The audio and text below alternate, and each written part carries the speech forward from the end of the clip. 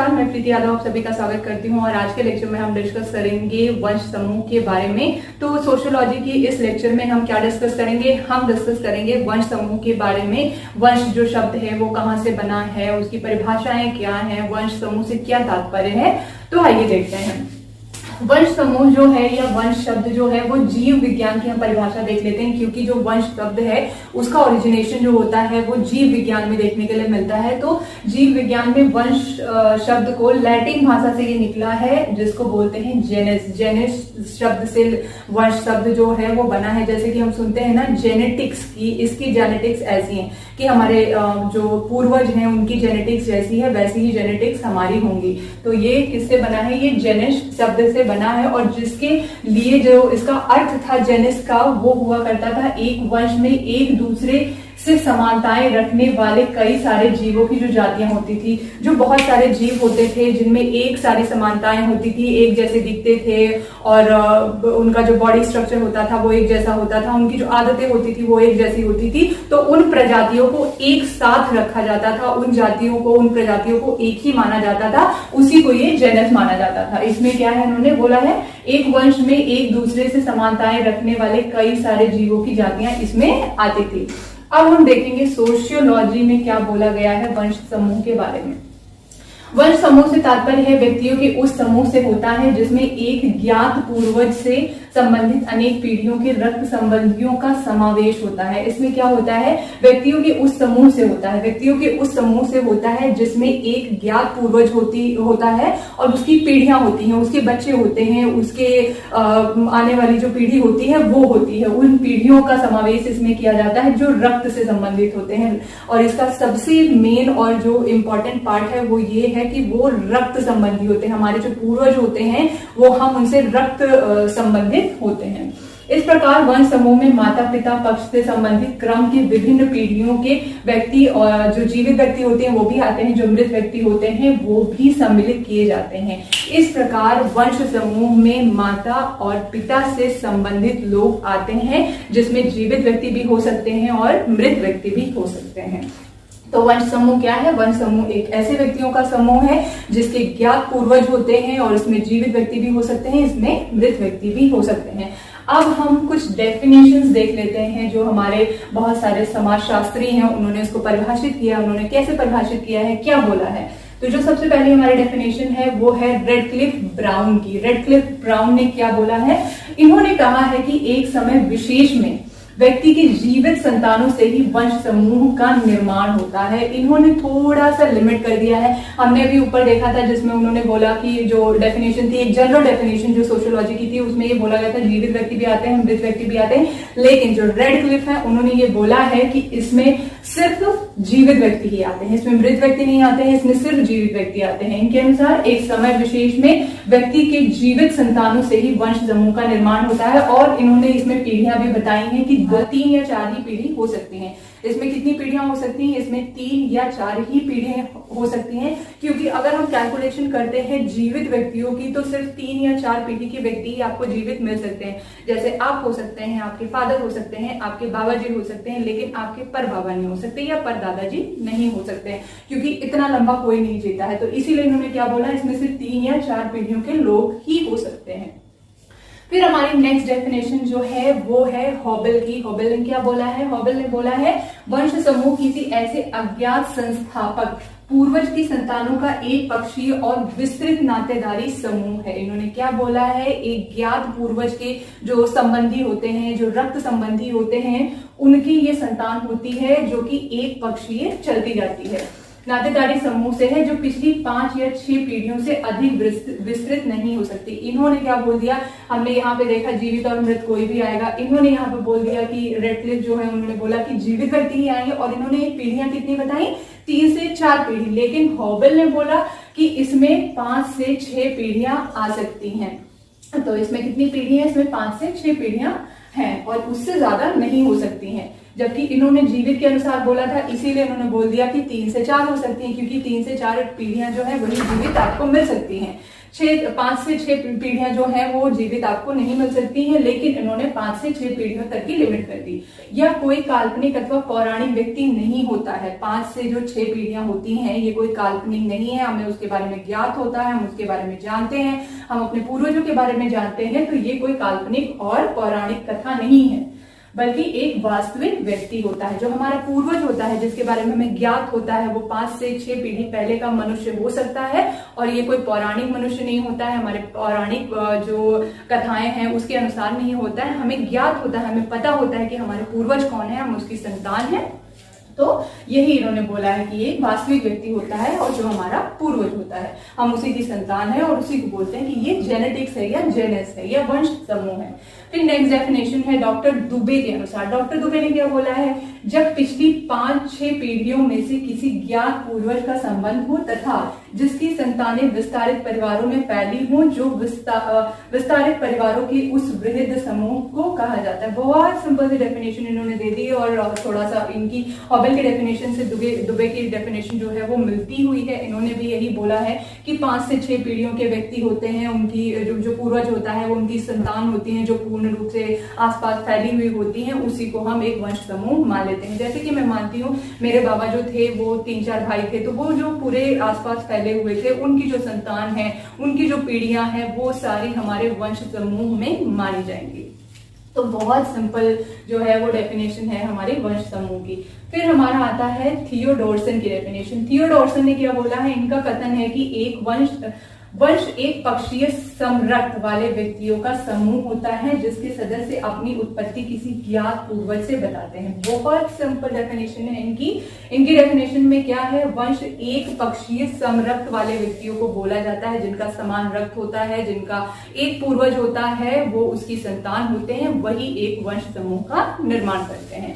फिर अगर हम वंश समूह के प्रकार को देखें तो हमारे पास 2 प्रकार आते हैं। पहला है पितृपक्षीय वंश समूह, फिर दूसरा है मातृ पक्षीय वंश समूह। तो पितृपक्षीय वंश समूह से जैसे सुनने के लिए मिल रहा है, पिता के पक्ष के जो वंश समूह होते हैं, उनके जो भाई होते हैं, बाबा होते हैं, आपके पर बाबा होते हैं, वही आपके पितृपक्ष के समूह माने जाते हैं। मातृपक्षीय समूह वो माना जाता है जैसे आपकी मौसी हो गई, आपकी नानी हो गई, आप अगर कोई फीमेल है जैसे मैं हो गई, मेरी मम्मी हो गई, मेरी नानी हो गई, मेरी मौसी हो गई, तो वो आपका मातृपक्षीय वंश समूह माना जाता है। और ये दोनों कहीं ना कहीं पाए जाते हैं। अभी की जो सोसाइटी में अगर हम देखेंगे तो आपका वो पितृपक्षीय समूह ज्यादा देखने के लिए मिलेगा। मातृपक्षीय समूह हमारे देश में कुछ प्रजातियां हैं जैसे गारो और खासी प्रजातियां जो हैं, उनमें ये देखने के लिए मिलता है। तो हम देख लेते हैं पितृपक्षीय समूह के बारे में और मातृपक्षीय समूह के बारे में कि वंश समूह क्या होता है, और साथ में हम देखेंगे वंश समूह की कुछ विशेषताओं। तो हमारे पास 2 प्रकार हैं वंश समूहों के, जिसमें से पहला है पितृपक्षीय वंश समूह और दूसरा है मातृपक्षीय वंश समूह। तो देखते हैं कि पितृपक्षीय वंश समूह से क्या तात्पर्य है। पितृपक्षीय वंश समूह वह है जिसमें एक पुरुष पूर्वज से जन्म लेने वाली आगामी पीढ़ियों का समावेश किया जाता है। ऐसे वंश समूह में एक पूर्वज और उसके भाइयों तथा उनसे उत्पन्न होने वाले पुरुष संतानों तथा अविवाहित लड़कियों को सम्मिलित किया जाता है। इसमें एक पूर्वज होता है, उसकी संतानें होती हैं, और संतानों में अविवाहित स्त्रियों को भी रखा जाता है, उन लड़कियों को भी रखा जाता है जिनकी शादियां नहीं हुई हैं। लेकिन जब उनकी शादी हो जाती है तो वो उस वंश समूह से बाहर चली जाती हैं। विवाह के बाद कोई लड़की वंश समूह का हिस्सा नहीं रह जाती है। इस तरह वंश समूह के अंतर्गत यदि कोई व्यक्ति पुरुष निसंतान रह जाता है अथवा उसको कोई पुत्र नहीं होता है तो वहां से उस वंश समूह की जो शाखा होती है वो शाखा खत्म हो जाती है। तो क्या है इसमें, पितृपक्षीय वंश समूह में पुरुष पूर्वज होता है और उनकी जो संतान होती है वही इस वंश समूह का हिस्सा मानी जाती है। इरावती कर्वे ने बोला है कि पितृपक्षीय वंश समूह पिता की ओर से बढ़ने वाले वंश की क्रम रेखा को कहा जाता है। पिता की ओर से बढ़ने वाली क्रम रेखा को वंश समूह माना जाता है, जिसको पितृपक्षीय वंश समूह के नाम से जाना जाता है।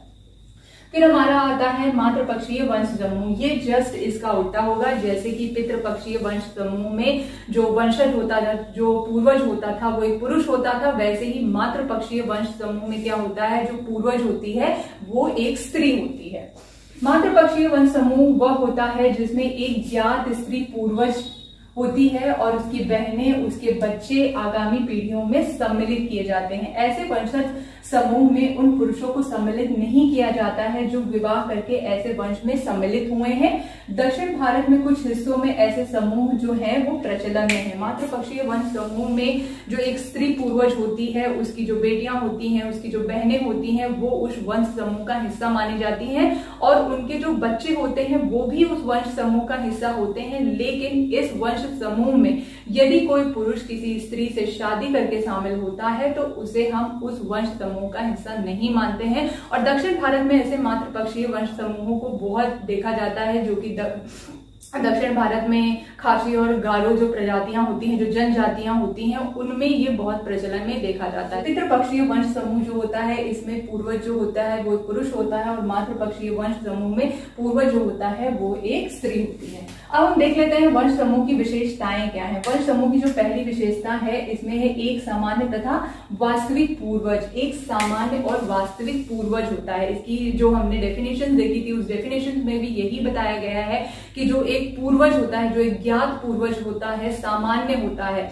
कई पीढ़ियों में ये चलता आता है, जैसे हमने पढ़ा था कि 3 या 4 पीढ़ी पहले जो एक पूर्वज होगा उसकी जो संतान होंगी, उसकी जो आने वाली पीढ़ी होती है, वही पीढ़ी हमारी वंश समूह का निर्माण करती है। तो इसमें क्या है, एक सामान्य और वास्तविक पूर्वज होता है। ये एक पक्षीय समूह होता है। एक पक्षीय समूह से तात्पर्य है कि ये एक सामान्य एक पक्ष की ओर से चलता जाता है। मीन्स कि या तो ये मातृपक्षीय होगा या तो ये पितृपक्षीय होगा, ये दोनों नहीं हो सकता। या तो ये मातृपक्षीय वंश समूह की ओर से चलता जाएगा या तो ये पितृपक्षीय वंश समूहों की ओर से चलता जाएगा। तो जैसे कि आजकल की सोसाइटी में हम देखते हैं वो ज्यादातर पितृपक्षीय होता है। पितृपक्षीय वंश समुदाय जो है वो होते हैं। ये मातृपक्षीय वंश समूह जो है वो बहुत कम देखने के लिए मिलते हैं। ये जनजातियों में अभी पाए जाते हैं, लेकिन जो सामान्य जो हमारी सोसाइटी अगर हम उसमें देखें तो वंश समूह का जो क्रम होता है वो पितृपक्षीय होता है।